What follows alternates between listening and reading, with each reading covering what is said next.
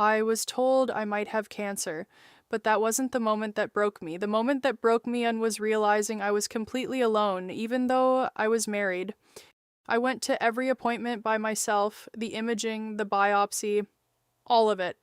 Each visit felt heavier than the last. Each answer came with more questions and more fear.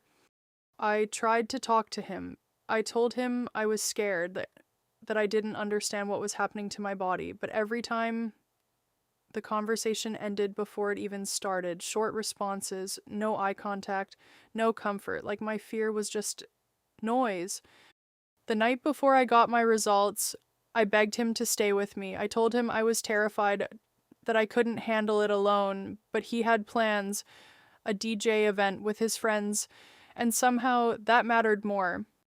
I found out while I was there. A 2 centimeter tumor on my cervix. I remember going upstairs, trying to hold myself together and failing. I was crying alone while he stayed downstairs with everyone else. That same night, someone announced they were pregnant, and I smiled, because that's what you're supposed to do. But inside, I felt something collapse because I didn't know if I'd ever get that chance again. I went in for surgery, a LEEP procedure under anesthesia. I was scared, but I still hoped that when I woke up, things would be different. But when I woke up, I wasn't the focus. I was helping him deal with his tooth pain while I was still coming out of anesthesia. Even in that moment, I came second. I could barely stay awake. But I still had to fight just to be heard, to make sure someone was listening. Because the one person who should have been wasn't.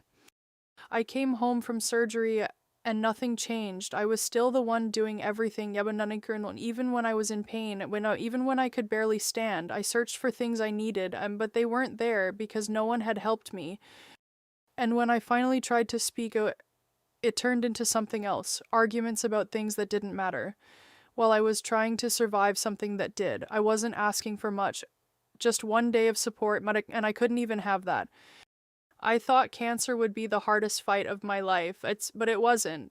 The hardest part was realizing I was facing it alone while lying next to someone who didn't see me, didn't hear me, and didn't show up for me when I needed him the most.